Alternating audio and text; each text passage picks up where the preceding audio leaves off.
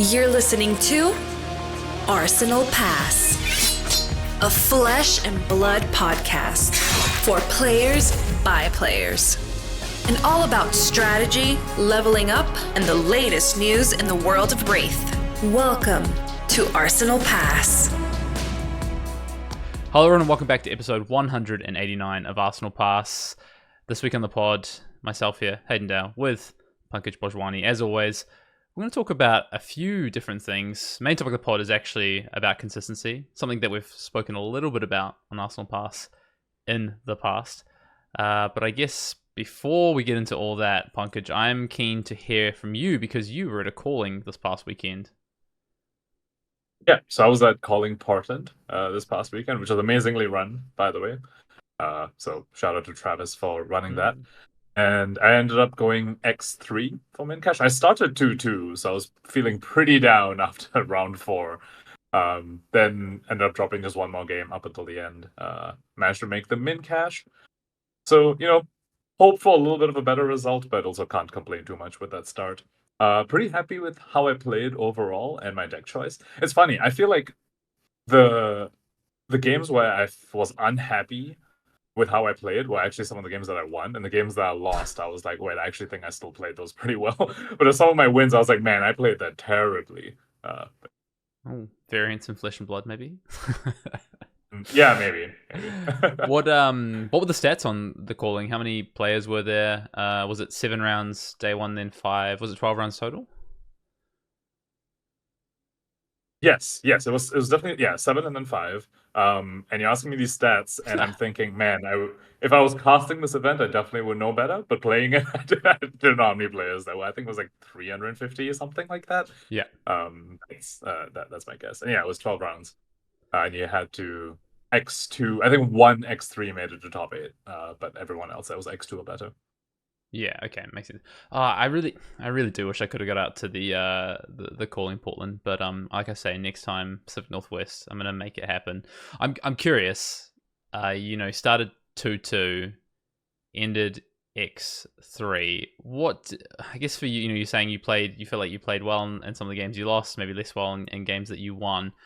Overall, if we talk about deck choice, what did you play? And then I guess for those maybe who weren't listening last week, and how did you end up feeling with the kind of deck list that you registered? Yeah, so I played new, and for the matchups that I got, I guess I felt fine with my deck choice. So my losses there was a KO. That was my first loss. Which is one of those matchups where, I definitely wasn't as prepared for, my list wasn't as prepared for it because I wasn't expecting Brute. So, for example, I didn't have Flick Knives anymore in my list, and I really like the strategy to Brute to, start playing the blue attacks. So, already I was a little bit not as advantaged in the matchup as I'd like to be. But also that is, in my opinion, not an incredibly easy matchup anyway, because KO's numbers are just that much better than you. And you kind of need them to stumble at least once. You need them to miss on a wild ride, or maybe miss a scabs, or not miss scabs, not get an extra action point off of a scabs at some point. Yeah. They need IP at least once in the game for me to find a foothold and get back in. Unfortunately, that didn't happen. There were certain spots where, looking back, I was thinking maybe I could have been less conservative with my equipment. So that's something I can reflect on. I ended the game with my boots and arms still up. They had a -1 count on them, but I hadn't used them, right? Yeah. So looking back, maybe there were spots that I should have just used it, but I was trying to, I thought I had more time than I had, but then Blood Rush 2 and 3 came out back to back, and I just died. So that was one of my losses. The other losses was Nebula Blade Viscerai. So I played 3 Viscerais. I played 3 Viscerais. I beat the 2 Reaping Blade ones. Because that one I was very prepared for. I knew how to play the matchup. You basically play double dagger, and they'll try and every now and then they'll take an off turn to set up. Sometimes they'll take 2 to 3 back-to-back off turns to set up. But if you have double dagger, you can put the pressure on, and you put your AB in your boot slot. So you also have the arms pressure them as well. So I'm very comfortable with that matchup. So, a Viscerai showed up, and I was like, okay, cool, I know how to play this. And they flipped Nebula Blade, and I was like, wait, what's happening? I wish I brought my Fate First Scenes in, because they were out, because normally I'm playing against Reaping Blade Viscerai. So, I don't want Fate First Scenes when I try to set up stuff. So I was like, oh, I wish I had this here. And this guy was just going full gas. Yeah. And I've put looking for scraps in my list, right, to beat Reaping Blade Viscerai, and that's not very good when my opponent's just full gas into me.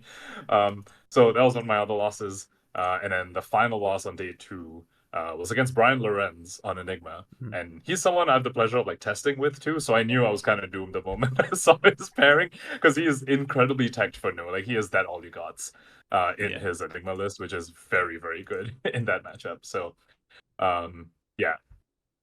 Anything you would I was curious, two-part question. Anything you would change, but also what were you winning against?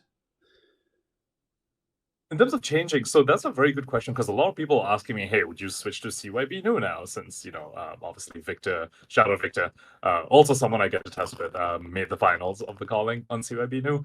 I personally just don't like that playstyle.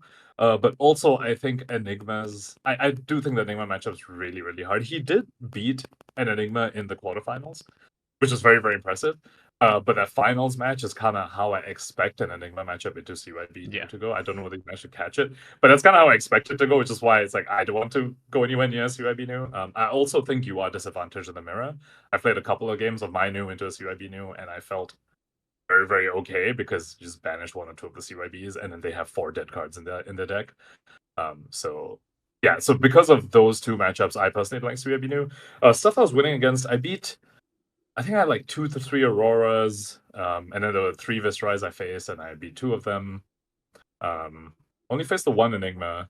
Didn't face any Zen, which is unfortunate, because that's a nice matchup. Mm-hmm. What else did I face? Oh, that was like an Azalea, there was a Dawnblade Dory, and there's some other matchup like that. I would say Gambit.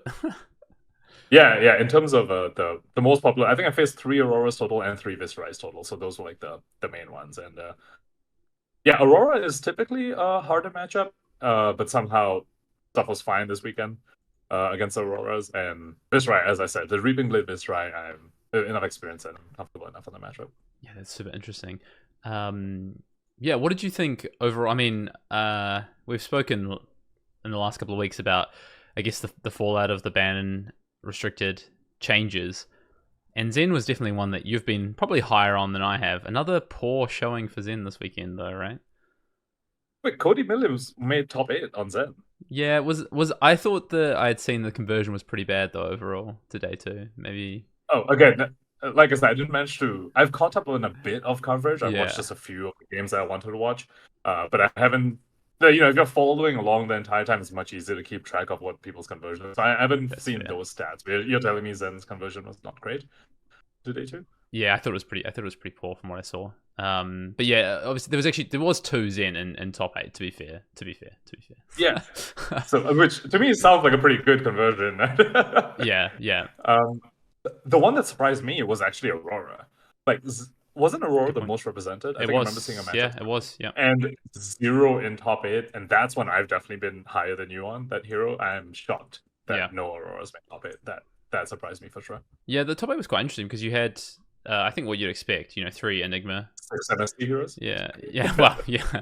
And then, yeah, exactly. 6 MST heroes, then a Dash IO and an Azalea. And I think Azalea was well positioned this weekend, especially as some of the Enigmas dropped away from, what they've been doing previously with, CYB and things like that. So, yeah, I thought it was quite interesting. I had a look at Michael's list, very interesting to see cards like Scarfer in the list, for instance, So, yeah, I mean, congratulations to Michael. It's a great, interesting list, great run.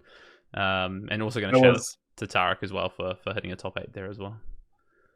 That was him and Michael Hamilton worked on a list together, and they were talking to me about Scar, and Hamilton was like, yeah, just hit them. And I was like, that makes sense, and that's kind of scary coming from Enigma. Yeah. So Enigma, I mean, so that's your predictions coming through. I guess we both did predict Enigma would win. Yeah. I just said I think Aurora's the best deck. Yeah. But yeah, 3 Enigmas in top 8, so you're eating well there with your predictions.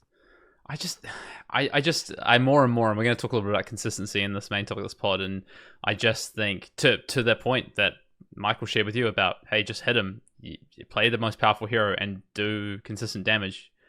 I think you've got the best deck in the format, and I don't think it strays too far from that often when the format becomes a bit more solved, which, I mean, this isn't necessarily solved, but it hasn't changed much since Worlds in reality, right? It's just that a couple of decks have fallen away, a couple of decks have gained something. So, yeah, very interesting. Any other, I guess, call-outs from the weekend? Any highlights, things like that? You said it was well run. That's good to hear. Yeah, it was very, very smooth. From the little bit of coverage I managed to watch back, it was awesome as well. Shout out to Ellie and Sam on the cast. It was a joy to listen to both of them. Yeah. Okay. Cool. This week in Flesh and Blood, what did I get up to? Well, actually, Pankaj, it was my birthday on the weekend, so Happy belated. Happy belated birthday to me. So I haven't played much. Again, not as much Flesh and Blood in this past week. Sticking to my guns on taking a little bit of a mini break. I did actually play a few games with Enigma. I did run a game with Michael's list after I saw it got posted, just to see. I was quite interested in some of the card choices and things like that. But yeah, I mean, overall, it's been a lot of sort of work, less Flesh and Blood. I did do some work on an Enigma video, which I'm excited to put up at some point in the next, hopefully, week or so. Just working away on that. But yeah, otherwise, minimal Flesh and Blood from me. Awesome. So shall we move on to the news then? For sure. So news for this week, we have Jarl coming out. Jarl Armory Deck Origins, Armory Deck Origins. I don't remember the order. But Earth Ice Guardian coming back into the CC meta coming out this week. And I've already been hearing some dooming regarding this hero. I've been hearing a lot of people say he doesn't beat any of the MST heroes, so we'll see just how much of an impact he's going to have. And I mean, you can imagine it, right? He wants to make frostbites and stuff, and the MST heroes are running around with 30 blues in their deck saying, I literally don't care that you just did that. So we'll see the sort of impact that he's going to have. And for that, we can look into calling Kuala Lumpur next weekend. The CC calling this time. We did not mess it up. We did check. Not limited calling is the CC one. I know that because I know people are going. So that one. That's okay. Here's a question for you about Jarl, right? So the first kind of, I guess, conversation was, Ice is returning. House, we're gonna get another strong Guardian, and then we spoke a little bit on the pod of like, it's interesting. It feels like it's gonna be in a position with a hero power like this and a talent level like this, where it's probably gonna be really good or really poor. Maybe it'll shake out somewhere in the middle. Have you had any, I guess, different thoughts on that, or you kind of agree? You think that, hey, Ice is back, but it's in a meta where MST heroes are dominant, so it's going to have minimal impact right now? The only impact I was expecting was that the aggro decks can't be as greedy with their resource base as they have been. So particularly something like an Azalea, which currently are running around like 3 to 6 blues, something like Aurora as well, running like the 6 to 8 blues, and the recent Viscerai list as well, which really want to operate on a pitchless basis. Yeah. That was my prediction, but I'm lower on that now, actually, because of Jarl's terrible matchup into the MST heroes. If he's just not even really able to compete, I could see those aggro decks just saying, never mind, I'm just going to stick with my current resource base. If someone wants to bring Jarl, fine, I'll probably lose to that. But if his impact isn't going to be very expected, then they could just say, take the risk of, I don't really need to, tech for Jarl, so to speak. I don't need to change my resource base for this one deck that isn't going to be very relevant.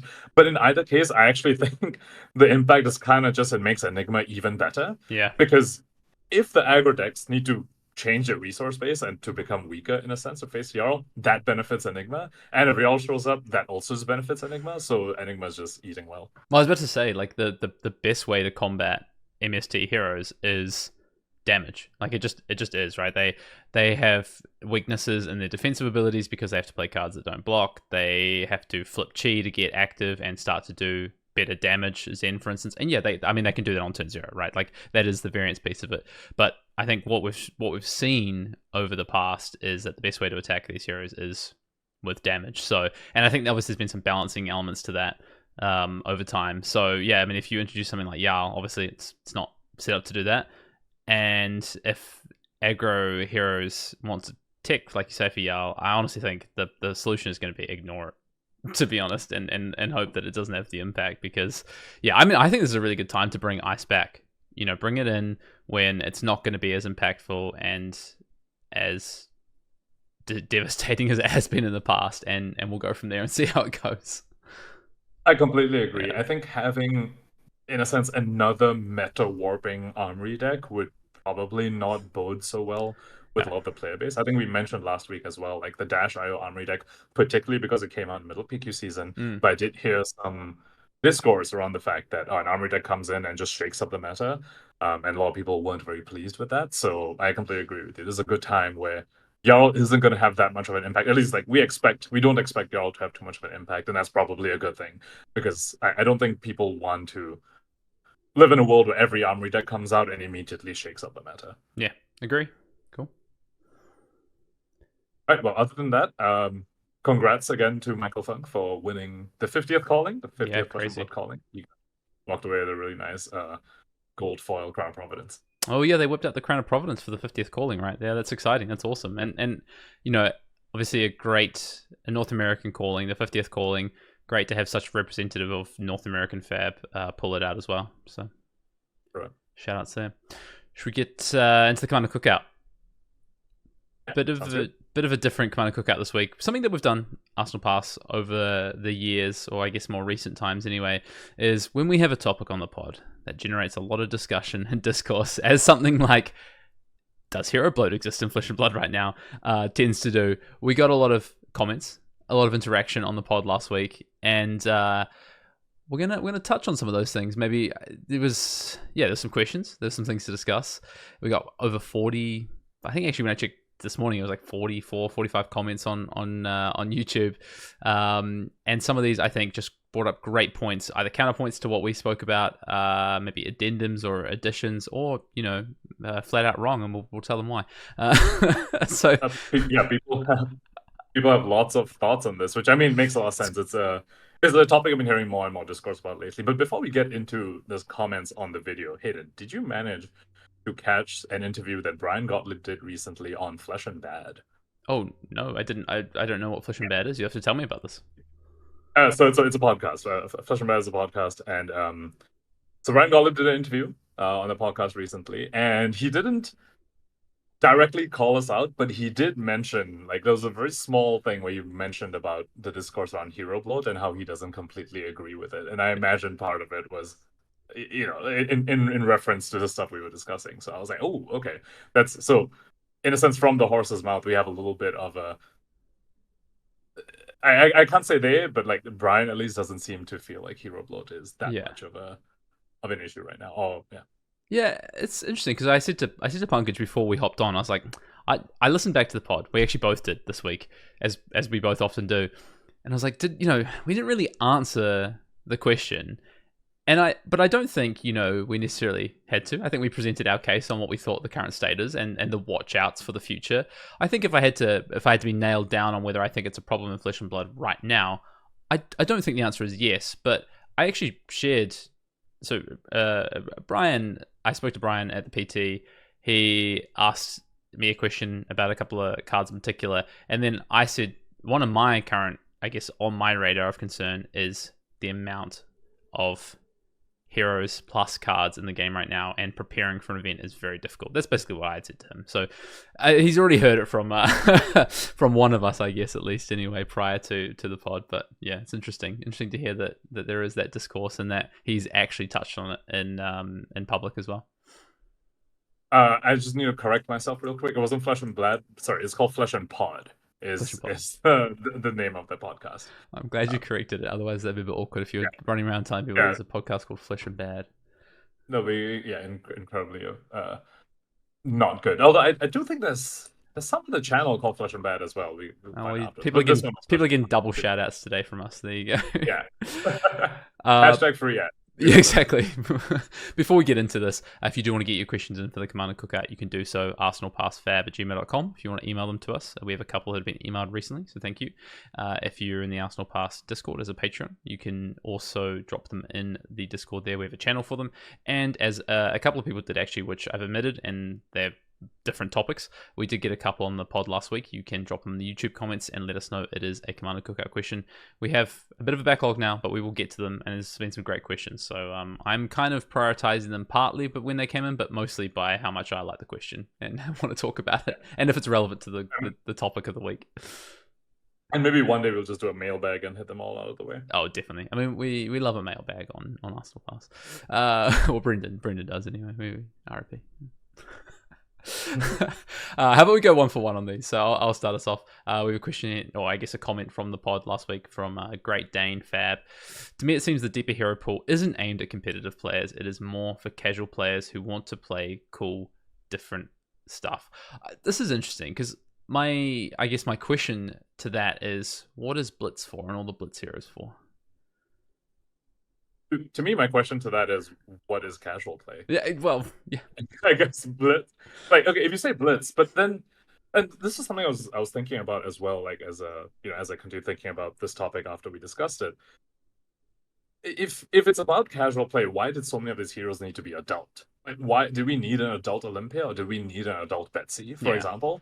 If they're not going to get the support that's meant for limited or, as you say, casual play, you could have just kept them young, right? Like kind of like Arachne solitary confinement. Like we already had precedent for that being there. So yeah, so I guess my response is, what is casual play, and how does that also link to these these sort of fringe heroes needing to be adult? But yeah, I agree. I guess if I'm putting on my other hat on the other side of this and trying to side with Great Dane, I mean, I get it, right? There's heroes that just don't matter for competitive play at this point in time, and maybe that changes, right? And I like that can change, that potentially they get support, it can change. I guess and we'll get to some of these comments further down. The challenge is when that doesn't change for a long period of time, or people have uncertainty, and you have heroes come into the adult pool where you're like, well, do I want to? You spoke about it last week. Do I want to invest in this? Do I want to try this hero, or is it just fluff at the moment? And that's the hardest balance, right? Like, I'm all down for new cool heroes, and I don't think they should all have impact or immediate impact. But yeah, it's a balancing act, right? And I don't think there's one correct answer. To your point about maybe what even Brian said. Like, is there a correct answer? No, and there's going to be different perspectives on it. So yeah, interesting. And the other thing about casual play is that we don't really know what's coming, right? Smash Palace is something that they have mentioned, something that they've alluded to. So, and we know that they're working on a PvE thing. And I think, at least, okay, I mean, like, do we know that? idea. Well, they mentioned Smash Palace, which yeah, sure. Maybe I'm putting the PvE tag on it, but I thought it was definitely alluded to. I actually don't know. At least, yeah, I'm not. Okay, well, at least like casual play experience. And I imagine, at least I guess my envisioning of what PvE looks like in Fab was imagining it with adult heroes to have like a sort of like a long boss fight, for example. The adult seems like something that would be pretty cool. Like, you're all geared for battle, like fighting this massive dragon or whatever kind of thing. So that could be it, and that's just something we don't have information about. So we're just going off what we have, which is there isn't really a casual format for adult heroes to exist in. So yeah, so that's what we're talking about. Cool.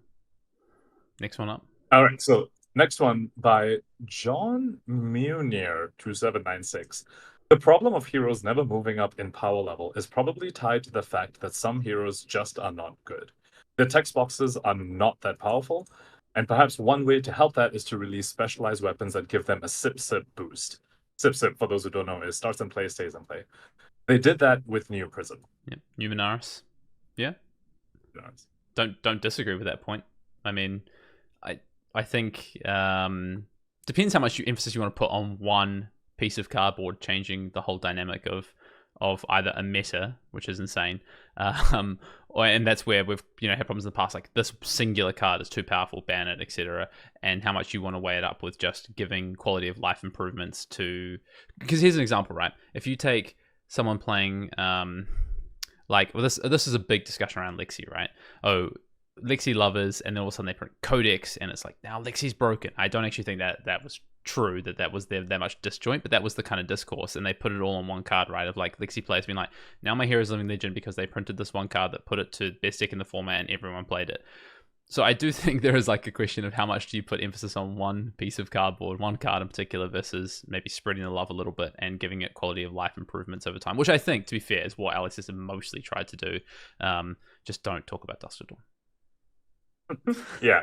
I brought up Riptide last week, and when I read this comment, and that was one of the first things that came back to my mind, I do think, like, for a lot of my time playing Riptide or trying to make it work and talking to other people who've also experimented with Riptide, I'm just like, give me a weapon I'm happy to play with. No weapon I'm really happy.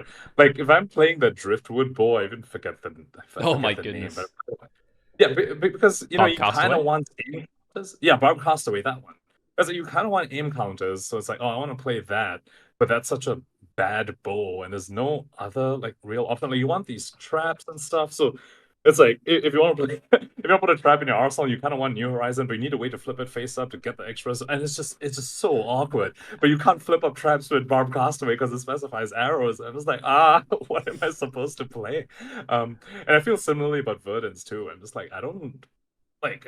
I think a lot of like the ramp stuff looks like it was geared towards such an Aether type being the weapon, but it's not a weapon I'm happy to play with in most matchups. So I'm going specifically for like a combo game plan in Verdance. Yeah, I'm happy with Surgeon Aethertide. But I'm playing against Aurora or something like this. I really You need something else. don't want that. Like, I want something that's more than like one arcane damage, and like it's more than that if I do some massive setup. So yeah, that comment resonated with me on many different levels. I do like weapons. I would love a Barbed Castaway ++. I am here for that. Next up from Dustfim3140. Shout out to a relatively local of mine. Great pod. I definitely agree. I went so hard on Arachne, bought all the cards, and just got burnt by having zero support for contract style and being irrelevant for years. Never again. Look, and that's the thing, right? Like, there's some really cool play styles that don't eventuate. You know, I think Bolton has been one of the biggest proponents of these play styles that don't quite work out because maybe just underneath the hood, the hero doesn't quite work. And I think, you know, again, going back to quality of life upgrades, that's really interesting. But at what point do you almost like segregate this tier of just bad heroes? And that's, I don't know. It's interesting. Yeah, we brought this up, right? Like, we don't, like, both two of us agreed, we don't want them to release. Honestly, we don't want another like MST case where it comes out and every single hero in this set is immediately incredibly impactful and pushes everything else out of it. We do like the Rosetta heavy hitter style of impact, where it's one or two heroes from the set got impact and a couple of older heroes maybe get a little bit of a refresh. Yeah. But one thing that cannot be lost is that the heroes in the set that don't have an immediate impact, something that I think is maybe needs to be worked on a little bit, and we touched on this last week, and this comment talks about it, is I still want the confidence that these other heroes would one day be relevant. And this comment about like being burned on Arachne, what I mentioned last week about like, oh, I invested into Riptide, and then it's a year and a half later, and I've never gotten to play him. Similar with Vincent. Although I guess Vincent, we'll come to Vincent later. I had an amazing game against Mara at the calling on Vincent, and I'm a little bit impressed with that hero now. But like, you know, there's a bunch of these heroes like the Olympias and the Betsy's, the Riptides, where people have invested in them and then they feel burnt that their investments like never paid off and doesn't look like is going to pay off. And then they now no longer have the confidence when a hero is released at a power level that it would get a power level boost. And that is a little bit of a concern, isn't it? Yeah, potentially. But I think they are getting better at that, to be fair. I think, you know, I see a world just from a hero power perspective and even today's card pool where both wizards from this current set from Rosetta will be playable and be viable in class constructed. So for sure, and yeah, I mean, I completely agree. I think Rosetta, if that's any indication, is a very, very like strong case that they're going in that direction. Right. So next comment comes from Xylus Numir14.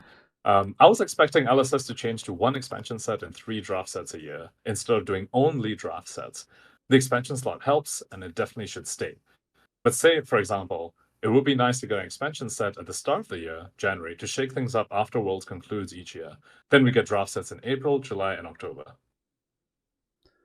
Yep, not opposed. I don't think expansion sets should necessarily be dead to LSS for the long term, and honestly they might not be. Like, LSS have every right to say we're going to come back with expansion sets and drop down to draft sets. It could just be this current time in their cycle, but we also know that they really want to support limited and make it a fully packaged product that can be utilized in many different ways. So yeah, I think we're all in agreement that we want 3 draft sets here. We don't want to go back to 1 draft set every 6 months. No.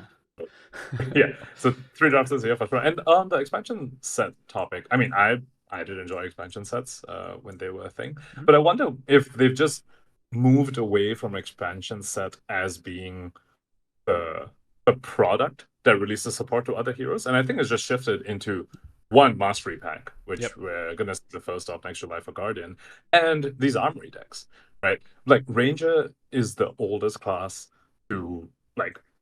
It's like the last class like not get support in a draftable set in recent time. It's like the one this back behind.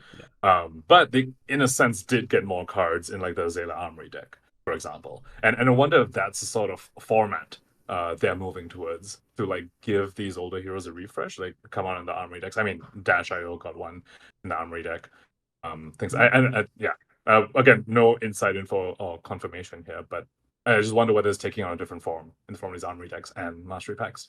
Yeah, I mean, I think it definitely is. I guess it's just like pick your poison of what you want it to look like. Like, really, that's the thing. Like, it's not like LSS aren't giving support to existing heroes and not doing some of what an expansion set used to do. They're just, like you said, just doing it in different ways. So it's like, what do you prefer? How do you prefer it to be packaged up? And I think everyone's going to sit on, like me personally, I actually really liked expansion sets, but I also massively see the value of dropping it throughout the year, and that gives them better cadence to maybe how they can power up heroes or adjust to different power levels. Like, I think it gives them a lot better semblance of control, which is really important, I think. And honestly, I'm actually really excited to see what that means around, because there's obviously, already we know a decent number of products next year.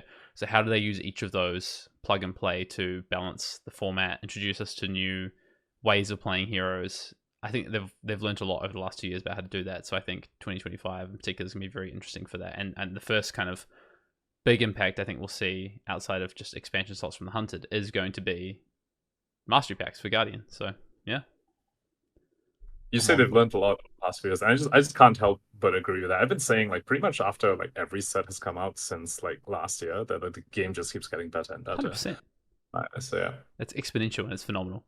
Next comment, I guess, is from Grimgo666. Great discussion on the main topic. One aspect you didn't cover in this is moving to all limited sets also ties their hands more on how strong sets can be. It was asked at Worlds and confirmed that both Acilio and Verdance's weapons were stronger, but had to be increased in cost to accommodate limited. I'm sure it's a huge amount of cards that fall into this category. However, even worse for Wizard because it had to fit into the Kano bubble. In short, had Rosetta not been a draftable set, I think Verdance and Acilio would have been in a much stronger position. I guess it's an interesting comment, and I do know what they're referring to from the question at Worlds. My counter to that would be we've seen them print Majestic weapons before, or they could print weapons and expansion slots to help support that.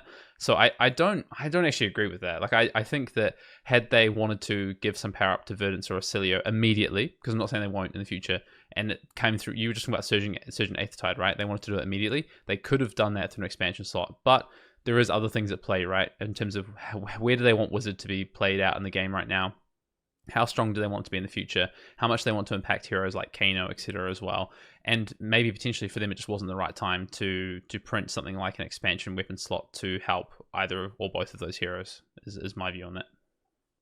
I'm not sure if we've ever seen an expansion slot for a class that is also part of the main set.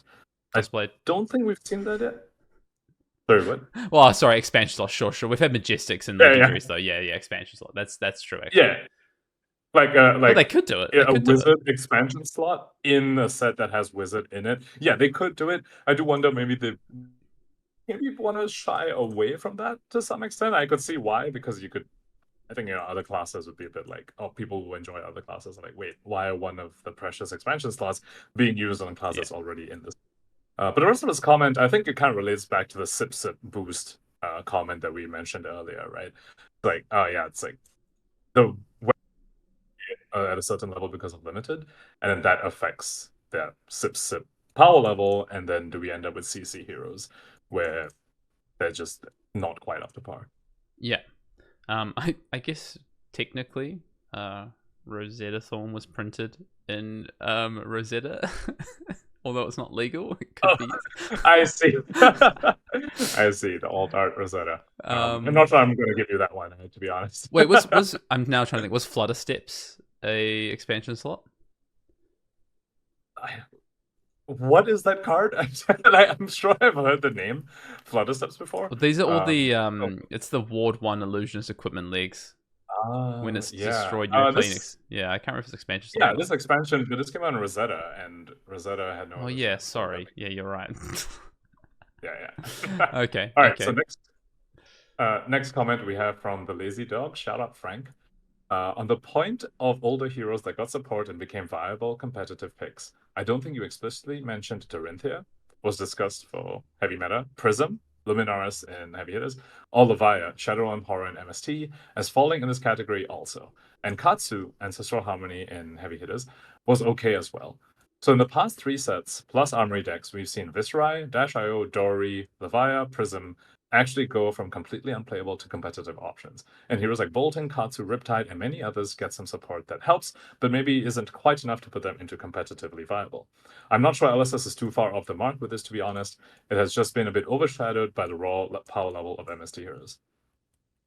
I think that makes a lot of sense. That's a really fair comment. Yeah, it's just it checks out. It's backed up. That makes sense. Yeah.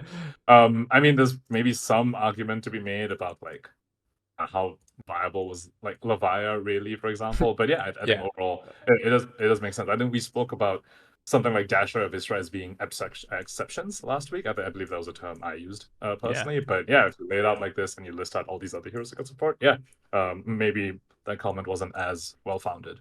So to be fair, we did mention 3 of these heroes. One of them actually being Katsu, which I think I may have disagreed with you on, but particularly I think obviously we talked about Viscerai, and I think Prism we didn't actually speak about, which is a great shout. I would challenge a little bit on the Dorinthia and Levia piece, because I don't actually think it's ever been particularly viable, even with Shadowrun Horror. I don't think that's done anything, to be honest.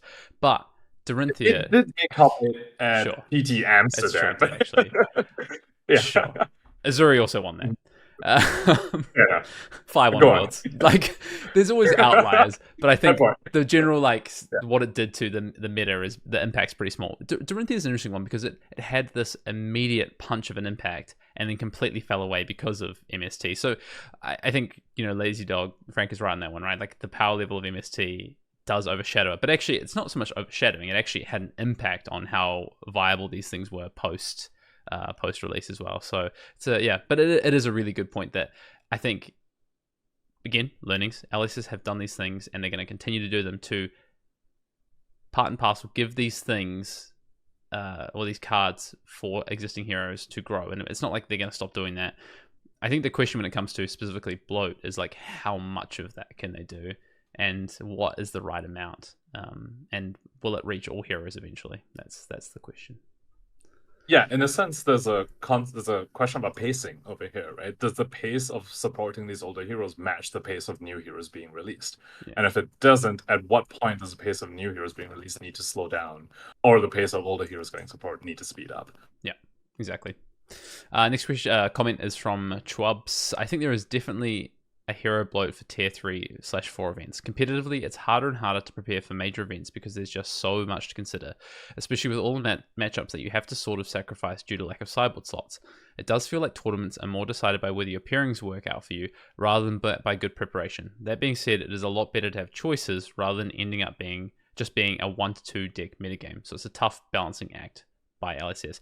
I gotta say, this is in so many ways thematically correct, and in other ways I have some small points to disagree with, but I agree. I think the wider choice in general is good. One thing I will say, probably the counter I have to this, because I've definitely felt that bloat as an impact for tier 3 and 4 events, but it's more about trying to explore and discover and uncover opportunities and what could be viable to play. When it comes to preparation, I would say that part of preparation is calling the metagame, predicting the metagame in the right way, and coming up with the right angle of attack to it, as opposed to, your gem pairings, for instance. There will always be an impact. Like, for instance, if you decide to say, as people did in Amsterdam, I'm going to play Enigma and just dodge Zen, for instance, that is a meta call you are making. Did it pay off for people? No, it didn't. But that is part of preparation. I push back a little bit against this, and we mentioned this at kind of how we started the topic last week about hero bloat, where it's the reason we call it bloat is because most of these heroes are not competitively viable. So when it comes to preparing for meta, I do feel like it's still just been these 6 decks that you want to prepare for. PT Amsterdam, obviously, a bit of an outlier. There's 2 decks when you think about Assassin and Nu and Zen, pretty much, and you should be playing either one of them or something that beats both of them. And there weren't very many except Uzuri, I suppose. But for example, this past meta, and everyone's been talking about it, right? We have 30-something heroes, but there's only 6 viable decks. So in terms of preparing for the event, it's really just preparing for these 6. Every other hero around it doesn't actually matter. So so that's like my pushback for this a little bit. It's getting it is getting harder to prepare for major events. I don't attribute that to bloat. I attribute that to people getting better. And to some extent, there are more options, but I think the amount of viable options we have is actually in a good place. And the bloat part is, in my opinion, a separate thing. Yeah. I think I mostly agree. I guess my only kind of, just to go back on my previous point for that one, is that when there's new cards that might impact an old hero, like there is discovery. It's I would call it doing your due diligence, right? And I think that is what can be complicated. It's not so much like preparing for these decks and being like, oh, I need to have a sideboard plan for, whatever Nebula Braid Viscerai, for instance, right? But like, there's a chance you might play against it, and also there is a chance that it might be a really good deck that you should be playing, and that's the discovery piece in doing your due diligence. I think it gets harder and harder as more heroes in the available pool, whether they're traditionally seen as competitive or not. I see. In terms of like preparation time, in terms of, okay, we need to test Nebula Blade Viscerai and how good it is into all these other decks, and there's all these other options you need to like consider as well as Hatchet Story back, for example. Yeah. And you play into that, and it's just the combinatorics kind of just blow out of proportion. And some of it you don't need to care about, right? You can just tell by pure power level, it's whatever. But it's more about these heroes that are viable. And this is where I think card pool, it's not just hero, it's actually card pool size. Is like, okay, and the perfect example is CYB coming into the meta, right? It's like, okay, now that you've all of a sudden got multiple heroes that have 2 iterations, and that's just with 1 card as the iteration. What if we factor in all these other things, like different weapons, for instance? And that's where I think it starts to get complicated. It's not actually necessarily the amount of heroes necessarily. So I think they are 2 kind of separate things. Next comment is from Discreet Gaming. IMO no WTR hero will LL in CC. But it was like 4 acronyms in a 1 sentence. That's awesome. Power creep is in the game, and they are just left in the dust. If you want to play Brute, there will always be a better option than Rhinar. That goes with Guardian, Warrior, and Ninja.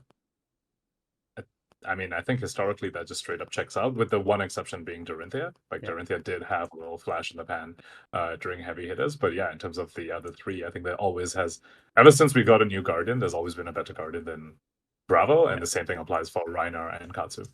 Yeah, I guess the one, if you take one step down the road and you look at Arcane Rising, that's obviously not the case, right? Like, Ranger right now, Azalea is the best Ranger.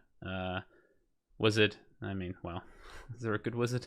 I guess Kano is the best wizard.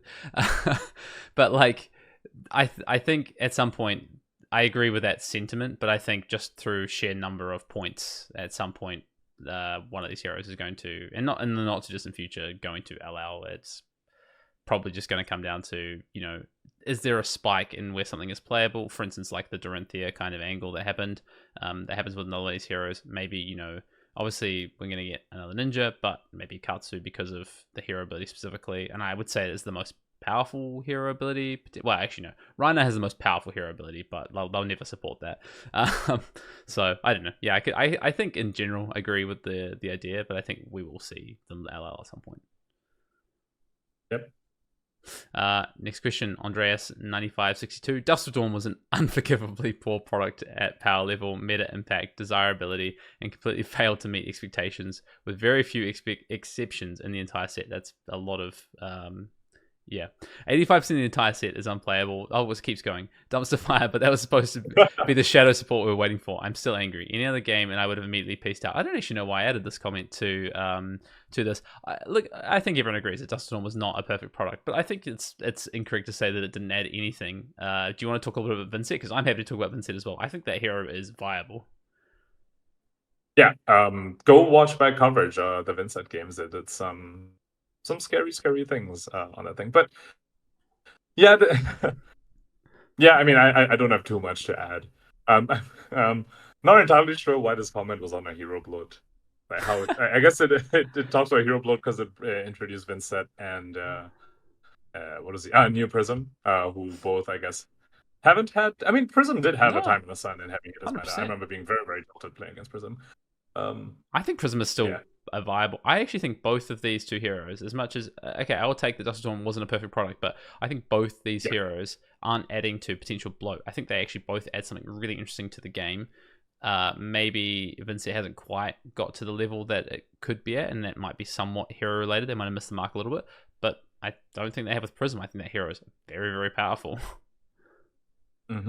She does do some scary things. I mean, the A-list loop doesn't exist anymore. I mean, the tome ban obviously affected it. I think it'll be a while before we see probably like her have enough of an impact. And I mean, at least while Enigma's around, there's just a strictly better illusionist to play.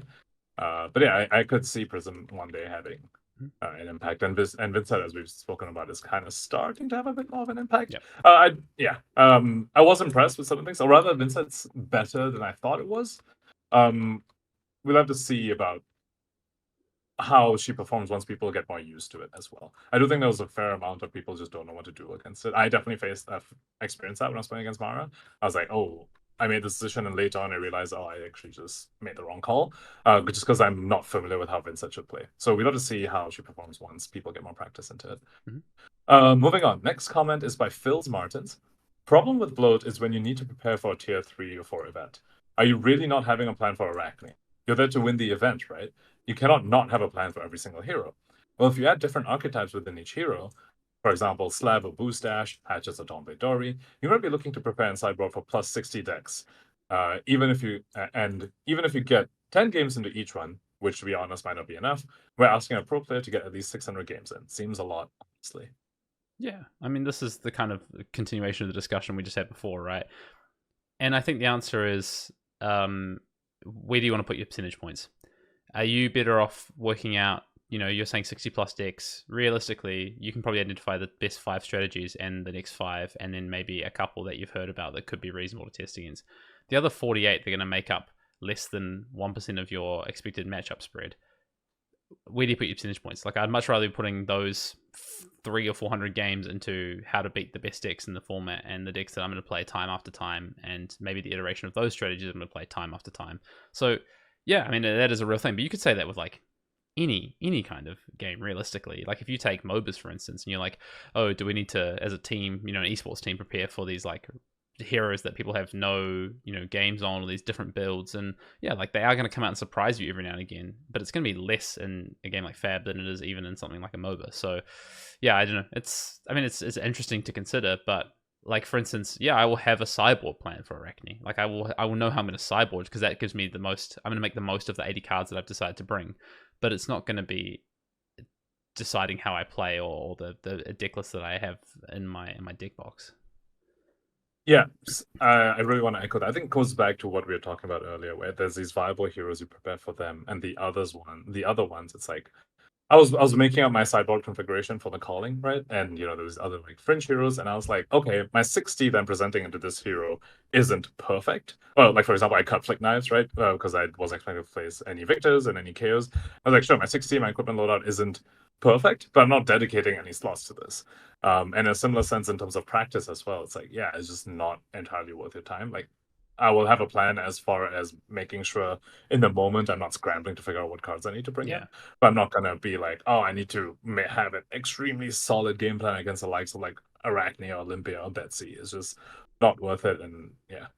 But do you know what you are asking the best players in the world to do? Or I guess what they're required to do if they want to be the best players in the world is to understand how to make connections and links between what they've learned in the past, or what they know about, or adapt and react quickly, but also what they've learned in the past and how they can apply those learnings to a new situation with a hero that's doing something different, or a hero that they've played once or twice against in random testing games, for instance, to take that and extrapolate that information and put it into practice with the current deck.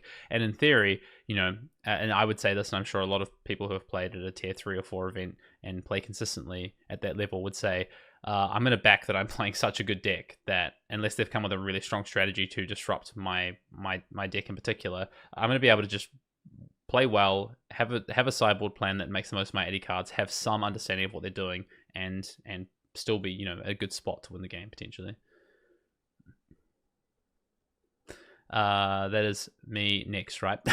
Another question from Andreas here. Are we really sure that they, as an LSS, are generally aware of the issue being hero bloat? I love this episode because it speaks to a tremendous problem for me in Flesh and Blood. Supplemental sets leaving the landscape was a mistake. I think we've already kind of touched on like supplemental sets and additional product and support and things like that. But I will say I do genuinely think that this is something that is on LSS's radar, and obviously it's definitely on Brian's. To what extent that is. I think my answer to the question is a very emphatic yes. I think people Ellis says they're very good at the jobs and they're very, very intelligent, and they are very in touch with the community as well, which is not something we see many developers have. So yeah, I do think they are aware of all the discourse that goes around, and they're aware of this issue. Yeah. But maybe aware of the issue is maybe the wrong way to phrase it, because they might not see it as an Exactly. issue. I was about to say But that. they are aware of the concept, I suppose. Yeah. The discourse and the idea that it could be a challenge for the game, or at least something that players are concerned about, for sure, 100%. Next comment from Joshua Love LL 6587. Why is bloat bad? I'd rather that than my hero LL in 9 months. Oh, it's a balance, right? That's my answer. I mean, I don't think they're related, is the thing, right? Yeah. Because you can have bloat and your hero will still LL in 9 months because the bloated heroes aren't doing anything. They're not accruing any of the points. Yeah, when you say bloat, right, it's about the impact. Like, maybe we get to 50 heroes, and if all those 50 heroes trade off with one another, they have some impact. That's great. That's a well-balanced game. But to try and balance a game for that many heroes, like, that's insane. So, but I think generally they might correlate size of hero pool and bloat, but they don't necessarily. They're not indicative of one another. It's they, like, to Pankaj's point, they can be different things, and they are generally separate things. Just happen to correlate because of of the reality of trying to balance a game. Yeah, I mean, we have 30-something heroes right now, and Enigma is on track to LL very, very quickly, right? Yep. Next question from Andrew Lopez. We definitely need to be careful with that limit, though. It could trap us in a meta that is just terrible, and we'll be stuck in it and would be no fun and make players leave potentially. I mean, it's also a great point, and I think that's why having a wider hero pool is great for the game, because it means that not only is there more things to do, more things to play if there is viable heroes, but also LSS can release supplemental products or expansion slots, things like that, armor decks, and give a boost to these heroes to change the meta pretty quickly. Yeah, completely agree. Yeah, don't have too much more to add on that one. Do you want to hit the last two questions? So next we have from Lutherful. I think the dominate problem I only hear from armory level players. Not to discredit them, and they are important, but if dominate was such an issue, where is Bravo at these events? I'd also argue that overpower is a much bigger feels bad than dominate when it gets stuffed, because you can have good practices wait till they're off arsenal and their equipment's weak, but whoopsie, they drew a D-react. Your player you invested into is now stuffed, whereas with Bravo, you more often than not get that crush to land if you follow good practices. Signed, totally not salty Betsy player. So this is in relation to the great Command and Cookout question we had all the way from Poland last week. And I mean, I think it's limited. Like, that is the piece of it. Like, it is about limited. And I think, you can cut it whatever way you want. Dominate has a feels bad element. Overpower does, because of how people can not play skillfully and draw well into it. But what I would say is that the dominate piece can often not matter how well you play, whereas the overpower can, you can play your way out of situations or play around it and things like that. And I think that is more interesting as a design concept to me than one that allows less play into it. So yeah, we spoke about agency around it, right? And dominate feels like it takes away the agency a little more, and overpower maybe. But again, we also spoke about how overpower may not be the best solution to it, because I'm not entirely sure it solves that problem as well, right? It's sort of taking away agency from the person doing the overpowering, because it's kind of like, oh, am I against a warrior? Well, okay, but this keyword is literally blank. But am I against someone? And it's good until they draw a D-react in hand. And you waited for them to get off Arsenal, for example. So yeah. So much discourse around last week's pod, and I'm going to give the last words and the last comments to about 99 ninjas. No, more ways to play is good. Less heroes to LL. I think we need more ranges for real. Azalea is about to LL. Wise words. Yeah. I think. Like, I guess if you talk about ranges, then yeah, that makes sense. But then I think about a State of Warrior, for example, and I'm like, that's like 4 legal warriors right now. And then a new one is coming out soon as well. So it's potentially like dependent on the class you're talking about, right? Like whether the bloat is whether the more ways to play is good or not. Yeah, like I think it's a great sort of thing to consider. Like, you know, you can cut it again. You can cut this topic whatever way you want. I think what I'm really interested in is one, what people think of this discourse as it continues, but also what people think about our views on this discourse, and using a pretty big chunk of the pod today on revisiting some of this. I think this topic, in reality, I think I'm always okay, you know, Pankaj, to have topics that span weeks, you know, especially when they're interesting to the current state of the game.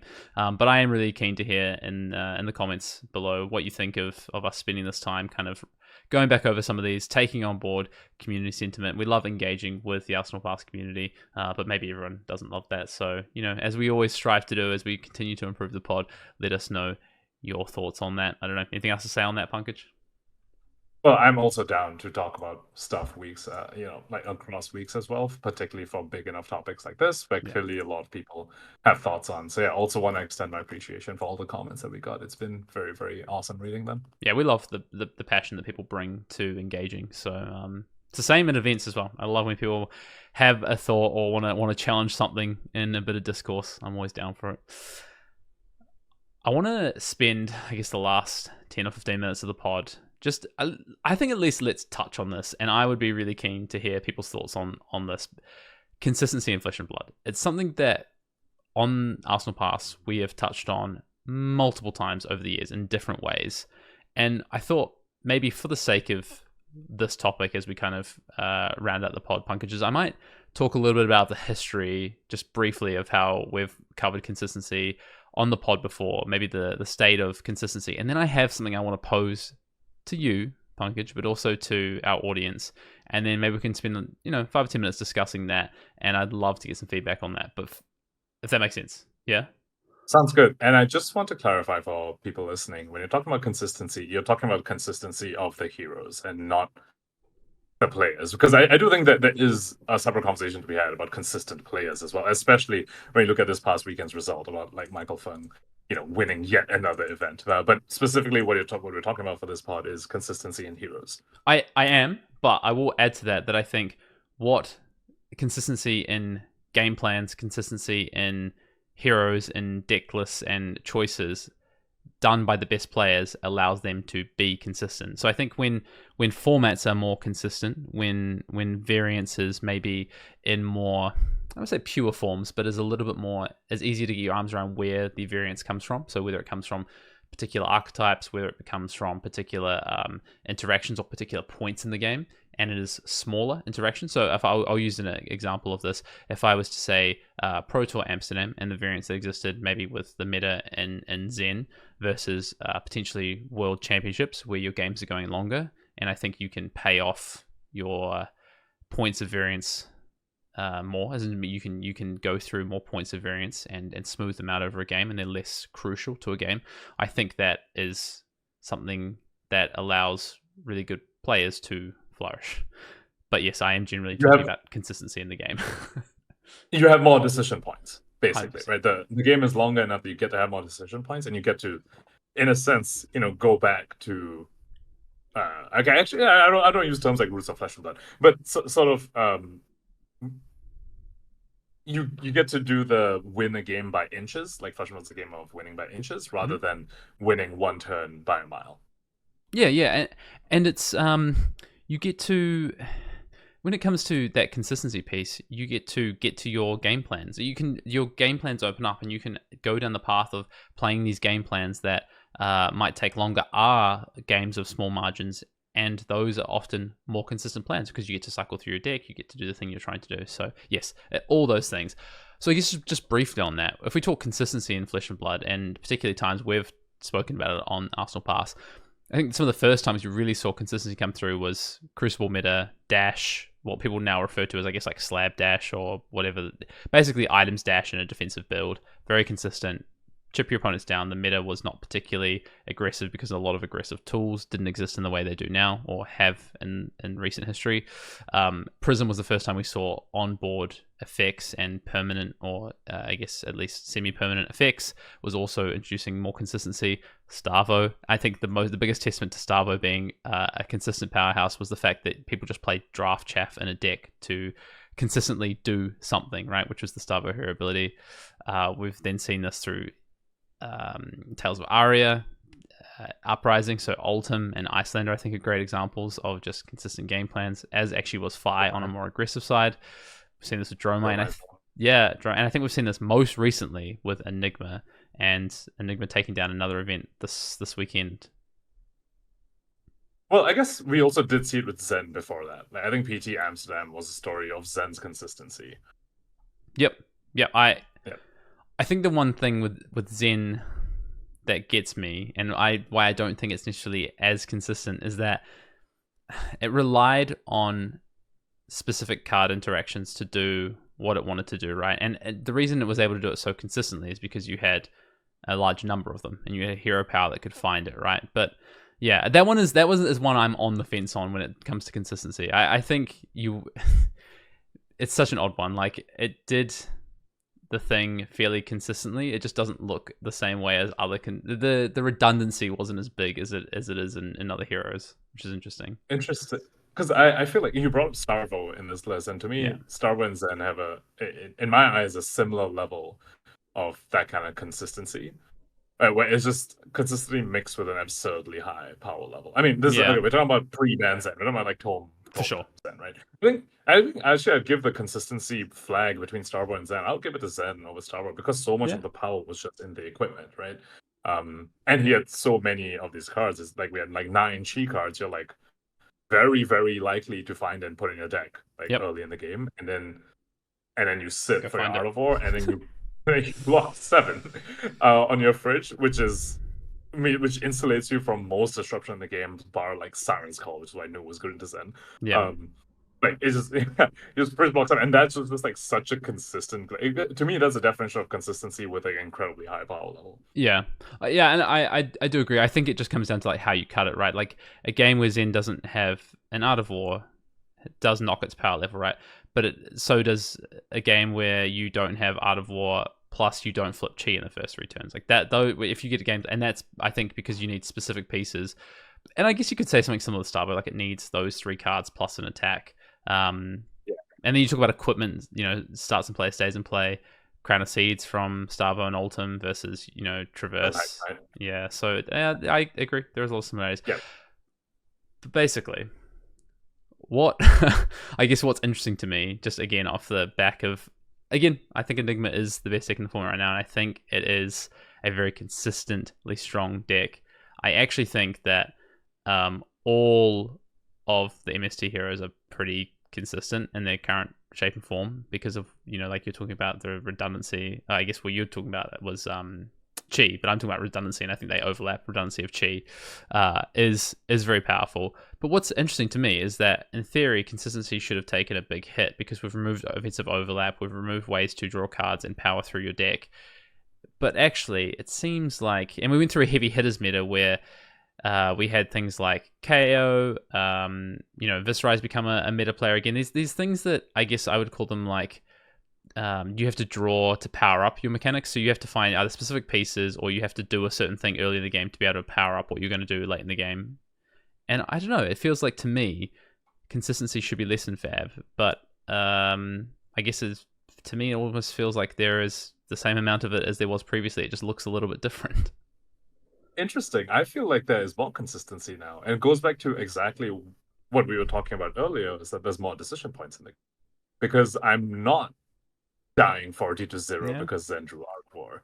I have more turns to interact, and because of that, there is just overall more consistency. Because what we are saying, right, is like I have more time to do the game plan that I want to do because I'm alive for that much longer. So that tracks with the increase in consistency. So I'm curious to hear why you think the consistency, I guess, stayed the same, or I think you mentioned it stayed the same. I don't know if it stayed the same. I think it's just as impactful as it has ever been. But I think there's been a lot of noise around variance, right? The game, there's a lot of variance increase in the game. So if you take, we go back to Zen, for instance, a lot of variance in like whether it draws Art of War, or whether you flip Chi, for instance. Like there is a lot of like variance discussion. And I think if I was to track it and to map it, we went through, a period of like fairly consistent strong power level and strong consistency of power level, and then Lexi, Icelander, Dromai, these things all living legend, and around that time you get heavy hitters come, and KO is not particularly a consistent deck, but it is very powerful, and it does over the course of say 6 to 8 turns does do fairly consistent damage over that period of time, but the big swing turns are impactful. Like you say, you know, roll a 1 on Scabskins, or you don't roll double actions on the Scabskins. You discard, you know, a Blood Rush Bellows off a Wild Ride, for all these things, right? And then the power level kind of came down, obviously, with like banning of the books and all this stuff. So the consistency now feels like it's less in the power level of these heroes and more just in, yeah, they're a step above, and you get to consistently over a longer period of time do a thing, as opposed to just consistently over a shorter period of time do a thing, if that makes sense. So consistency doesn't necessarily look the same, but I think it's just as impactful and just as relevant as it has ever been. It just feels like it's been somewhat overshadowed by some of the variance conversations in the past year, and is now coming back to a point where it's like, nope, the game is about consistency. It's about small margins, and it's about building and playing in ways to find those and to eventuate them. That's actually a great point. I think when you bring up the past heroes that we thought were the most consistent, to me, Oldhim is the one that really comes to mind. As this guy does the thing, and he does it incredibly consistently. Icelander and Dromite too are in a similar bucket as well. You're right. The consistency does look very different from then and now. And I would argue, if you're going to compare to that era and now, I do think the consistency has decreased from that. Or rather, I think the variance has increased. It's weird. Like, I don't feel like consistency has decreased, but I feel like the variance has increased a little, but in a way that is still, in my opinion, in a very healthy state. I think they have achieved their goal of injecting a little more variance into the game, but not to the point where I feel like I don't have agency. And it kind of goes to what you were saying, right? Where it still feels like consistency is incredibly, incredibly important. I think just relating to the book bannings, I think the consistency increased to the book bannings. Yeah, I think it dipped and then increased again. And I guess that's my so what of all this. And this is what I'm, you know, I think you can go down so many rabbit holes with this. And I also think it's really hard to articulate consistency versus variance and where they intersect. And I do think they are two different lines on a graph effectively. But what I think the so what of all this is that if I'm preparing for an event, whether that was World Championship or it's a future event, consistency still means so much to me. And I actually think it prevents me from registering a deck like Viserai, for instance, at World Championships. That's purely what prevented me from registering something like Viserai, is I don't think that hero is consistent. And if I look at something like Dash.io, that would have been one of the heroes that I would say I was considering registering because I thought the power level was really high. And actually that deck was quite consistent. It's just that when it didn't hit its consistency, it looked bad. But generally that deck is, well, in its previous form with High Octane, was fairly consistent. So I do think the kind of so what for me is that consistency is still dominant, still reigns supreme. And if I'm going to go to a tier 3, tier 4 event, even a Pro Quest, if I'm looking to win a Pro Quest, I'm not going to play a hero that I don't think has good consistency in its DNA effectively. I agree, and like, I mean, you're playing 14 rounds of an event. Right? I guess, I mean, that includes like 6 rounds. You're playing like minimum like 8 rounds of CC. It was like a tier 4 event. Yeah. And if you're playing something as CC calling, you're playing like 12 rounds of CC. So I'm with you on the consistency thing. But I have a question for you, which is, how do you gauge the consistency of a hero? You spoke about like consistency in its DNA, and I kind of put you on the spot there, so I'll just go first, and you can think about the thing. And for me, how I gauge the consistency of a hero is the resource base. And I think this is something that we have seen in the past incredibly. We speak about Oldhim, Dromai, Icelander, Zen, Enigma, and I'd put Belittle, Phi, and Aurora in this list as well as incredibly consistent heroes on the back of that resource base. So Oldhim, Icelander, Zen, Enigma are in this bucket of heroes where the resource base are also mostly playable cards. Icelander has a whole bunch of blues. She's happy to play it. Zen and Enigma, obviously, right? And Oldhim, in a similar sense, I guess you can always convert the blues into like Ice and Earth react a lot of the times, or even just send a big blue dumb guardian attack many times. Yeah. And then Dromai, Belittle, Phi, and Aurora are in this other bucket where they don't need to draw a resource card every turn, and the hands will function even if they draw all reds. And if they draw like one blue in that, which is they're rarely going to draw more than one blue because of the way the decks are built, they are also fine with that. And so to me, the sort of hero I don't really want to register would be a deck like Florin. Like, I've been low on Florin for recently. And that is one of my problems with it. Because for him to do anything offensive, he needs a blue. He does not have a hand that works like proactively without a blue in it. but he's not allowed to fill his deck with a prerequisite number of blues of that sort of hand texture to be consistent. Yep. He can't go be like a Guardian and put like 33 plus blues in the deck. He needs to stay in the 20 to 24 like blue range, which in my opinion, over like an 8 to 10 CC round event, is simply not enough to just get to do your thing a lot of the time. I massively agree. I think that's actually probably, if not the number one, it'd be the number two. I can share my equal first or whatever piece in a second. But resource space, the best decks over the history of Flesh and Blood have had access to the best blues. And I think that whenever I look at what I'm going to build from, and you talk total resource base, so things like Aurora and stuff as well, right? But I think Dromite, like where sure. you don't need the blues and your deck just works. But it's still consistency in the resource base. It's just Dromite also had access to really good blues. That's part of what I think, because if some of the best cards in your deck can be also your resource cards, then you just inbuild consistency, right? Like you almost have this almost like preventative to variance spikes, because it's like, oh, I drew a hand of all blues, but actually that's perfectly fine for my deck, right? Or I drew 2 blues. Okay, great. I drew my power cards plus 2 blues, as opposed to decks that are like, well, like to your point, I need a blue every turn to function, otherwise it doesn't operate. And Guardian is obviously a big sort of historical proponent of this, of, well, you just have the best blues, I drew 4 blues, but here's a tear asunder and an attack, and it doesn't matter, for instance, right? Because I'm still getting an equivalent value out of these blues as other decks are getting out of their their 2 blues and 2 red card hands, for instance. So I massively agree. It's one of the first things I look at is when a hero comes out, what's the resource space, right? So if I look at something like KO, for instance, it's like, I think KO has to be built in a very particular way, because after a while your blues fall off really, really hard. It's the same problem that's always existed with Rhino. It's like, I think Rhino has some flexibility potentially in how you can build it in the reds and the yellows, but your blue base sucks. Like, you can't get 6s in there, right? So you have to play in different ways, and the blues aren't good enough. All these things. So I hugely agree. It's Lexi. Lexi had some of the best blues in the game, and another reason why I think it was so good. The second thing I'd say that I would look for is, do you need to draw specific cards in order to say I'm doing something powerful? So for instance, it might be Viscera, and it might be Mordred Tide. It could be Art of War in certain decks like Zen, even in Enigma to an extent. It could be particular auras. The reason I don't name a specific card Enigma is I think it honestly kind of doesn't matter sometimes what combination of these cards you draw, and that's why I think Enigma is so good.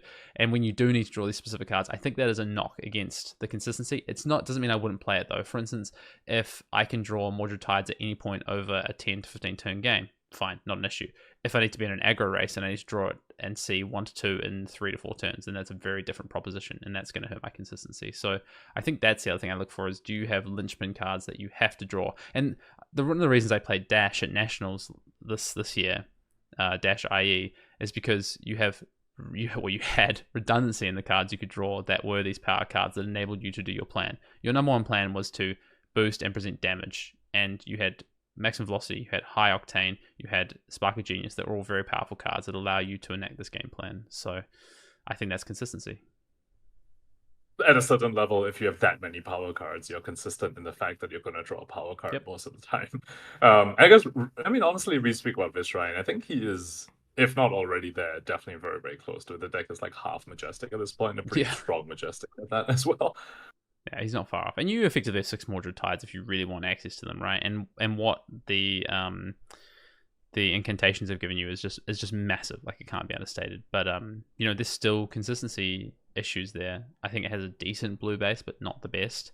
And there's some other heroes that I think are just Florian, I think, is a great example. Like you say, they're just hurting because they just don't have access to that. A hero that on the sorry. To good enough. I mean, it's the sort of thing where you need a blue to function, so you need a deck to have enough blues. But you can't reach the level of blues you need to always have the blue to function. And then also a lot of the blues aren't very playable. Like, you don't want to send like a blue armature. So if you draw too many of them, you're also not really doing very well. It's kind of just, it's just not great. Yep. Well, that was, I guess, a top level conversation on consistency. I just think it's so hard. I'd love to one day really break down all the elements of consistency, but I'm just not even sure that I know exactly what that is. And it seems like that I even found it hard to articulate during this conversation because I think the goalposts continue to move on what consistency looks like in Flesh and Blood and how relevant it is to the format, given what heroes are running around, what's happening at a macro level from the game. So, yeah, it's on my wish list of things I would like to really cement and try and cover. But I actually just think it just changes too much to really nail down. So, I mean, you mentioned a moving goalpost. And I think that's partly because, I mean, we spoke about this earlier. Like the variance has increased a little bit. Like what consistency means now is different. And we spoke about Enigma being one of the most consistent decks right now. But if you're talking about pure consistency, like I don't think she's near Oldham's level of consistency, for example. No. Right. So yeah, in that sense, it does change. Like the most consistent deck right now is Enigma, and that could change. Maybe in the future, the most consistent deck is where like, oh man, this deck's so consistent, but it's even less consistent than Enigma is now, for example. So yeah, to your point about the goalpost moving, that is very real. There's also a trade-off between consistency and power level. So I'm actually not even sure Enigma is the most consistent deck in the I mean, it might be. It is really consistent, but it's also very powerful. And I think that's the other piece is like you can be consistently shit, but like that's not good, right? Or you can be consistently strong and flexibility. And when you actually the other thing you can bring in is flexibility. Like we don't need to touch on that now, but flexibility in your game plans and to adapt either defensively, offensively, how you can use your cards either defensively, offensively, or for resources also plays into that and enables consistency. So there's so many inputs that go into it. Yeah.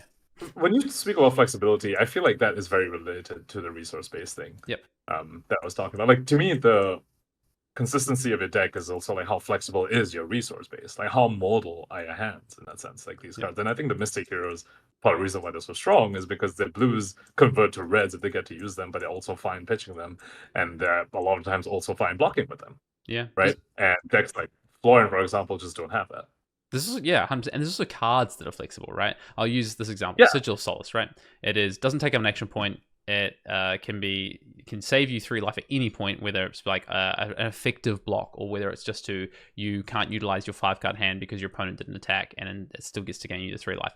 But for decks that don't want to be flexible and want to have a proactive game plan, for instance, cut sucks. It doesn't do the thing that you need it to do. So flexibility in your game plans and ability to do that within what your hero scope is and the power of your hero is also a type of consistency as well. So yeah, I mean it's super interesting. Yep. I feel like there's a tangent to be made here about E-Strike, and I wrote this down in our show notes, and it's like it's definitely a tangent, but I feel like it is very, very related. It goes back to the flexibility in cards that you're talking about, like at a very micro level, and also relates to a resource-based thing we're talking about. And I'll bring up this tweet that Alan Lau made quite a while back. And he was saying that your deck is strong if you can choose the mode draw a card on E-Strike.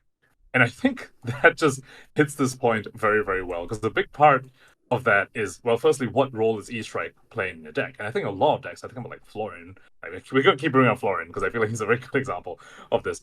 E-Strike, like, okay, to some extent, it's like, oh, I need to beat Enigma, so I have E-Strike in the deck because I need Go again. Mm-hmm. But another part of it is kind of just a bailout card as well, where it's just like, oh, my hand, like, I just drew too many reds, and I need to draw this bailout card. Yeah, but I can't choose draw a card in it because I have all these mopey blues, like mopey other cards that their only function is one specific thing. They're either like only blocking or they're only pitching, that I cannot choose a draw a card thing. Whereas if you think about like the best decks, like I'm thinking of like, and honestly, even Enigma chooses a draw card in E-Strike quite a bit. Yeah. But I'm thinking of like Briar and Aurora, for example. They just, like, to them, E-Strike is a straight up power card because it's an unconditional 0/5 because they always just pick draw a card, and they can arsenal like pretty much any card in the deck, right? Like Aurora is happy to arsenal like almost anything. I think Blue Heaven's Call is like the only thing. She's like, oh, this is a sad arsenal. And it just goes back to like how flexible is your resource based, and how flexible are your other cards that you're able to play, block, or pitch with them.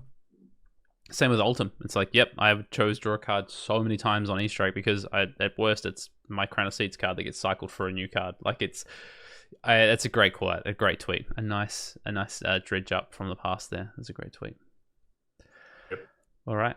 Well, I'm sure, honestly, we could probably do another hour on consistency, and I think at some point we will do another hour on consistency. But I'm really interested to hear as well what people think about consistency in Flesh and Blood right now. It seems like something that sometimes gets a bit of a bad name as well, or also gets misconstrued. But yeah, it is interesting. With all we will consistently can talk about That consistency, 100%. That is consistent. Well, as is always consistent, that is episode 189 of Arsenal Pass. A big shout out to all the Arsenal Pass patrons, all of our listeners. If you want to get kind of cookout questions in, or you want to make a bit of a comment on this pod, please do so. Feel free to do so. And until next time, we'll see you on the next pod.